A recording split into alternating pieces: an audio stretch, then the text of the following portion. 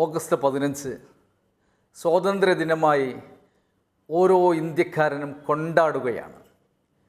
ഇവിടെ നമ്മൾ ശ്രദ്ധിക്കേണ്ട ഒരു കാര്യമെന്ന് പറയുന്നത്, നമ്മളിതിനെ ഒരു ആഘോഷമായി മാത്രമാണ് കാണുന്നത്.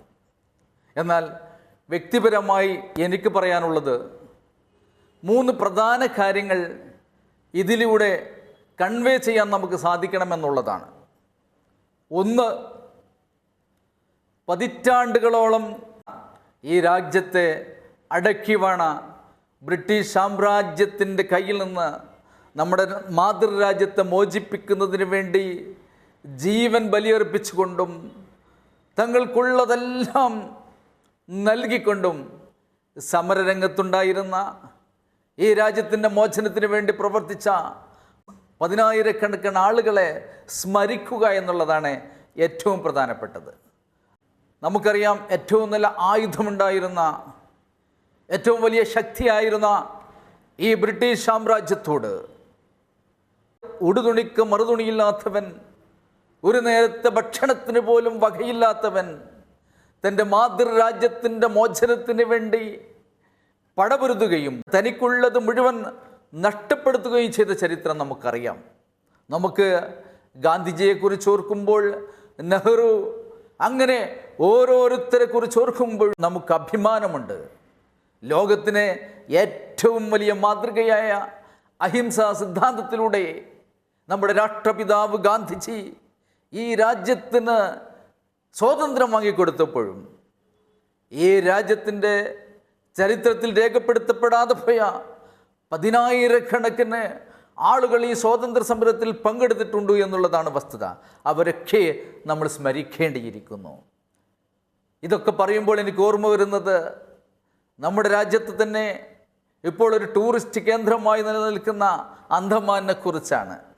അന്തമാനിൽ നിങ്ങളൊക്കെ പോയി നോക്കിയാൽ നിങ്ങൾക്ക് കാണാം, അവിടെ നിലമ്പൂർ എന്ന ബോർഡ് വെച്ചിട്ടുള്ള കാലിക്കറ്റ്, കാളിക്കാവ്, കരുവാരക്കുണ്ട്, മഞ്ചേരി പോലെയുള്ള ബോർഡ് വെച്ച ബസ്സുകൾ അവിടെ സർവീസ് നടത്തുന്നത് കാണാം. അത് അവിടെ നിന്ന് ആളെ കയറ്റി നമ്മുടെ മഞ്ചേരിയിലേക്കോ കാളിക്കാവിലേക്കോ നിലമ്പൂരിലേക്കോ ആളെ കൊണ്ടുവരുന്നതിന് വേണ്ടിയല്ല, പക്ഷേ അതിൻ്റെ ഒരു ചരിത്രമുണ്ടെന്ന് നമ്മൾ മനസ്സിലാക്കണം. ഈ സ്വാതന്ത്ര്യ സമരത്തിൽ പങ്കെടുത്തത് കൊണ്ട് അവരെ വധിക്കുന്നതിലേറെ വലിയ ശിക്ഷ അവരെ ആന്തമാനിലേക്ക് കടത്തലാണ് എന്ന് മനസ്സിലാക്കിക്കൊണ്ട് ബ്രിട്ടീഷ് ഗവൺമെൻറ് ആ പാവം മനുഷ്യന്മാരെ ആന്തമാനിലേക്ക് നാടുകടത്തുകയായിരുന്നു. അവിടുത്തെ സാഹചര്യത്തോട്, അവിടുത്തെ മൃഗങ്ങളോട്, അവിടുത്തെ കാലാവസ്ഥയോട് ഒരിക്കലും തരണം ചെയ്ത് ജീവിച്ചു പോകാൻ പറ്റാത്ത ആ കാലാവസ്ഥയോട് പോലും തരണം ചെയ്തുകൊണ്ട് അവർ അവിടെ ജീവിക്കുകയും അവർ ജീവിച്ച പ്രദേശത്തിന് തൻ്റെ നാടിൻ്റെ പേര് നൽകിയത് കൊണ്ടാണ് ആന്തമാനിൽ നിന്ന് നമുക്ക് ബസിൻ്റെ മുകളിൽ മഞ്ചേരി എന്നും കോഴിക്കോടെന്നും കാളിക്കാവെന്നും വണ്ടൂരെന്നും കൊണ്ടോട്ടിയുമെന്നൊക്കെ കാണാൻ സാധിക്കുന്നത്. തിരിച്ചറിയുക അവരുടെയൊക്കെ രാജ്യസ്നേഹം. ഇങ്ങനെയുള്ള ആളുകളൊക്കെ ഓർമ്മിക്കാതെ, അവരെ സ്മരിക്കാതെ എങ്ങനെയാണ് നമുക്ക് മറ്റൊരു സ്വാതന്ത്ര്യ ദിനം ആഘോഷിക്കാൻ സാധിക്കുക? രണ്ടാമത്തെ കാര്യം, സ്വാതന്ത്ര്യാനന്തര ഇന്ത്യയെക്കുറിച്ച് നമ്മുടെ മക്കൾക്ക് പഠിപ്പിച്ചു കൊടുക്കണം. ബ്രിട്ടീഷുകാരൻ വെച്ച് തുപ്പിയ ഒരു ഇന്ത്യയായിരുന്നു നമുക്ക് നൽകിയിരുന്നത്. എന്നാൽ അവിടെ നിന്ന് നമ്മൾ വളർന്ന് പഞ്ചവത്സര പദ്ധതിയിലൂടെയും മറ്റും നമ്മുടെ രാജ്യം ഇന്ന് വളരെ വളർന്ന് പന്തലിച്ച് നിൽക്കുന്നു. ലോകത്തിൻ്റെ നെറുകയിൽ, ലോകത്ത് തന്നെ ആരടാ എന്ന് ചോദിച്ചാൽ ഞാനിടാ എന്ന് ഉത്തരം നൽകാൻ കെൽപ്പുള്ളൊരു രാജ്യമായി നമ്മുടെ ഭാരതം വളർന്നു നിൽക്കുന്ന ഈ അവസ്ഥയിൽ നമ്മൾ തിരിച്ചറിയേണ്ട മറ്റൊരു വസ്തുതയുണ്ട്. എന്താണ് നമ്മുടെ ഭാരതത്തിൻ്റെ പ്രാധാന്യം? എന്താണ് നമ്മുടെ ഭാരതത്തിൻ്റെ വ്യത്യസ്തത? യൂണിറ്റി ഇൻ ഡൈവേഴ്സിറ്റി അഥവാ വൈജാത്യങ്ങളാണ് നമ്മുടെ രാജ്യത്തെ നമ്മുടെ രാജ്യമാക്കി മാറ്റുന്നത്. നമുക്കറിയാം, ഇത്രയധികം മതങ്ങളുള്ള, ജാതികളും ഉപജാതികളും ഭാഷകളും ഉപഭാഷകളും രൂപത്തിലും ഭാവത്തിലും സംസ്കാരത്തിലും നിറത്തിലും ഭക്ഷണത്തിലും വസ്ത്രത്തിലും പോലും ഇത്രയധികം വൈജാത്യമുള്ള മറ്റൊരു രാജ്യം ലോകത്തില്ല. ആ വൈജാത്യങ്ങളെയൊക്കെ കൂട്ടിയിണക്കി മുന്നേറുമ്പോഴാണ് ഒരു രാജ്യം അതിൻ്റെ ഉന്നതിയിലേക്ക് എത്തുക. പക്ഷേ ദൗർഭാഗ്യമെന്ന് പറയട്ടെ, നമ്മുടെ നാട്ടിലെ ഈ വൈജാത്യങ്ങൾ കലാപങ്ങളിലേക്കും വർഗീയ സംഘർഷങ്ങളിലേക്കും മാറിപ്പോകുന്നത് കൊണ്ട് നമ്മുടെ രാജ്യത്തിൻ്റെ പുരോഗതി പിന്നോട്ടടിക്കുന്ന ഒരവസ്ഥയുണ്ട്. അപ്പോഴാണ് എൻ്റെ മുന്നിലിരിക്കുന്ന യുവാക്കളായ യുവതികളായ നിങ്ങളോട് ഞാനൊരു കാര്യം ചോദിക്കാൻ ആഗ്രഹിക്കുന്നത്.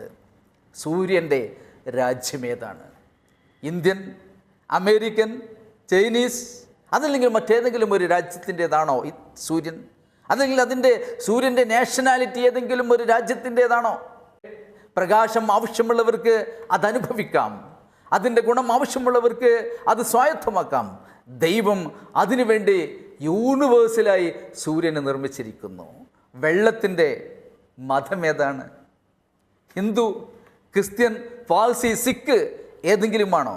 എന്നെപ്പോലെ തന്നെ നിങ്ങളും പറയും വെള്ളത്തിനൊരു മതമില്ല എന്ന്. ദൈവം ദാഹിക്കുന്നവന് കുടിക്കാനായി, വെള്ളത്തിൻ്റെ ആവശ്യമുള്ളവന് അത് നിർവഹിക്കാനായി വെള്ളത്തെ ദൈവം എല്ലാവർക്കും വേണ്ടി സൃഷ്ടിച്ചിരിക്കുന്നു. വായുവിൻ്റെ കളർ എന്താണ്? നാം ശ്വസിച്ചുകൊണ്ടിരിക്കുന്ന ഈ വായുവിൻ്റെ കളർ എന്താണ്? വെള്ള, നീല, പച്ച, കറുപ്പ്, മറ്റേതെങ്കിലും കളറാണോ? ഒരിക്കലുമല്ല. ഈ കളറില്ലാത്ത വായുവിന് ദൈവത്തിൻ്റെ ജീവചരാചരങ്ങൾക്ക് ഉപയോഗപ്പെടുത്തുന്നതിന് വേണ്ടി സൃഷ്ടിച്ചിരിക്കുന്നു. എന്നാൽ ഭൂമിയുടെ ജാതി ഏതാണ്? മുഗൾ ജാതി, താഴ്ന്ന ജാതി, ഇടനില ജാതി, ഇതിലേതെങ്കിലുമാണോ? ഒരിക്കലുമല്ല. ഭൂമിക്ക് ജാതിയില്ല, അത് യൂണിവേഴ്സലാണ്. ദൈവത്തിൻ്റെ മുഴുവൻ സൃഷ്ടികൾക്കും വേണ്ടി പാകപ്പെടുത്തിക്കൊണ്ട് ദൈവം ഭൂമിയെ സൃഷ്ടിച്ചിരിക്കുന്നു. എന്നാൽ സ്പേസ് ഏതെങ്കിലും ഒരു രാജ്യത്തിൻ്റേതാണോ? അവിടെ ഒരു ചെക്ക് പോസ്റ്റ് വെച്ചിട്ടുണ്ടോ? അമേരിക്കക്കാരൻ വന്നാൽ അല്ലെങ്കിൽ റഷ്യക്കാരൻ വന്നാൽ മാത്രമേ ഇവിടെ കടത്തിവിടൂ എന്ന്? അതല്ലെങ്കിൽ ഏതെങ്കിലും ഒരു ജാതിക്കാരൻ, ഒരു മതക്കാരൻ വന്നാൽ മാത്രമേ ഇവിടെ കടത്തിവിടൂ എന്ന് അവിടെ ഒരു നിയമമുണ്ടോ? ഇല്ല. അതുകൊണ്ട് തന്നെ നിങ്ങൾ തിരിച്ചറിയുക, ദൈവം ഇതെല്ലാം സൃഷ്ടിച്ചിട്ടുള്ളത് യാതൊരു മതമില്ലാതെ, ജാതിയില്ലാതെ, നാഷണാലിറ്റി ഇല്ലാതെ, എല്ലാം യൂണിവേഴ്സലായിട്ടാണ് ദൈവം സൃഷ്ടിച്ചിട്ടുള്ളത്. ദൈവത്തിൻ്റെ സൃഷ്ടികൾക്ക് ഉപയോഗപ്പെടുത്താൻ വേണ്ടിയിട്ടാണ് ഇത് സൃഷ്ടിച്ചിട്ടുള്ളത്. പക്ഷേ നാം ഇവിടെ വരമ്പുകൾ സൃഷ്ടിക്കുന്നു, ഇവിടെ അതിരുകൾ സൃഷ്ടിക്കുന്നു. ദൈവം എല്ലാത്തിനെയും യൂണിറ്റായിട്ട് കാണുമ്പോൾ നമ്മളതിനെ ഡിവൈഡ് ചെയ്യാൻ ശ്രമിക്കുമ്പോഴാണ് ഇവിടെ പ്രശ്നങ്ങളുണ്ടാകുന്നത്, കലാപങ്ങളുണ്ടാകുന്നത് എന്ന് തിരിച്ചറിഞ്ഞ് നമ്മൾ മുന്നേറിയാൽ നമ്മുടെ രാജ്യം ഇനി അതിശീഘ്രം മുന്നോട്ട് പോകും. മൂന്നാമതായി എന്നെ മുന്നിലിരിക്കുന്ന നിങ്ങളോട് എനിക്ക് ബോധ്യപ്പെടുത്താനുള്ളത് മറ്റൊന്നാണ്. എനിക്ക് ഈ രാജ്യത്തിന് വേണ്ടി എന്ത് ചെയ്യാൻ കഴിയുമെന്നുള്ളതാണ്. ഏതൊരു രാജ്യമാണെങ്കിലും ആ രാജ്യത്തിൻ്റെ ഏറ്റവും വലിയ റിസോഴ്സ് എന്ന് പറയുന്നത് ആ രാജ്യത്തെ സമ്പത്തല്ല, ആ രാജ്യത്തിൻ്റെ ഭൂമിയുടെ വിസ്തൃതിയല്ല, പകരം ആ രാജ്യത്തിലെ ജനങ്ങളാണ്, പ്രത്യേകിച്ചും യുവാക്കളാണ്. The youngest country in the world എന്നാണ് ഇന്ത്യ അറിയപ്പെടുന്നത്. കാരണം ഇന്ത്യ രാജ്യത്താണ് ഏറ്റവും കൂടുതൽ യുവതികളും അധിവസിക്കുന്നത്. ആ യുവാക്കളെയും യുവതികളെയും തിരിച്ചറിഞ്ഞുകൊണ്ട് അവരെ രാജ്യത്തിന് വേണ്ടി തിരിച്ചുവിടുമ്പോൾ, രാജ്യത്തിന് വേണ്ടി അവർ പണിയെടുക്കുമ്പോൾ അതിശീഘ്രം നമുക്ക് മുന്നോട്ട് പോകാൻ കഴിയും. നമ്മൾ ഓരോരുത്തർക്കും ഒരു പാഷനുണ്ട്. നമ്മുടെ ഓരോരുത്തരുടെയും പാഷൻ നമ്മൾ കൂടിച്ചേരുമ്പോൾ അത് കമ്പാഷനായിട്ട് മാറും. നമുക്ക് ഓരോരുത്തർക്കും നമ്മളുടേതായ ഓരോ എനർജിയുണ്ട്. നമ്മുടെ ഇൻഡിവിജ്വൽ എനർജി നമ്മുടെ സിനർജിയായി മാറും. ഞാൻ നിങ്ങളോട് മറ്റൊന്ന് ചോദിക്കട്ടെ. നമ്മളെല്ലാവരും ഒരേ സമയത്ത് തന്നെയാണ് ഉറങ്ങുക എന്ന് നമുക്ക് പറയാൻ പറ്റുമോ? എങ്കിലും അധികവും അങ്ങനെ തന്നെ ആകാം എന്ന് നമുക്ക് വിശ്വസിക്കാം. 2, നമ്മൾ ഉറങ്ങിയാൽ എല്ലാവരും ഒരേ സമയം സ്വപ്നം കാണും എന്ന് നമുക്ക് പറയാൻ പറ്റില്ല. പക്ഷേ എന്നിരുന്നാലും അങ്ങനെ പലപ്പോഴും പലരും കണ്ടേക്കാം. പക്ഷേ നമ്മൾ കാണുന്ന സ്വപ്നങ്ങളെല്ലാം ഒന്നാണ് എന്ന് നമുക്ക് പറയാൻ പറ്റുമോ? ഒരിക്കലുമില്ല, അത് സാധ്യമല്ല. ഉണർന്നിരിക്കുമ്പോൾ സ്വപ്നം കാണാൻ നമ്മെ പഠിപ്പിച്ച ഒരു രാഷ്ട്രപതി ഉണ്ടായിരുന്നു നമുക്ക്, APJ അബ്ദുൽ കലാം. അദ്ദേഹം നമ്മോട് പറഞ്ഞത്, നിങ്ങൾ ഉണർന്നിരിക്കുമ്പോൾ സ്വപ്നം കാണണമെന്നും ആ സ്വപ്നം നിങ്ങളെ അസ്വസ്ഥരാക്കിക്കൊണ്ടിരിക്കണമെന്നുമാണ്. അതുകൊണ്ട് ഞാൻ നിങ്ങളോട് ആവശ്യപ്പെടുന്നു, നമ്മുടെ രാജ്യത്തിന് വേണ്ടി നമുക്ക് ഉണർന്നിരുന്ന് ഒരുമിച്ച് സ്വപ്നം കാണാം. അങ്ങനെ സ്വപ്നം കണ്ടുകൊണ്ട് നമ്മുടെ ഇൻഡിവിജ്വൽ എനർജി സിനർജിയാക്കി മാറ്റുകയും നമ്മുടെ പാഷൻ കമ്പാഷനാക്കി മാറ്റുകയും ചെയ്തുകൊണ്ട് ഈ രാജ്യത്തിന് വേണ്ടി ഒരുമിച്ച് പണിയെടുക്കാൻ നമുക്ക് സാധിക്കുമ്പോൾ ഈ രാജ്യത്തെ ഉന്നതിയിലെത്തിക്കാൻ നമുക്ക് സാധിക്കും.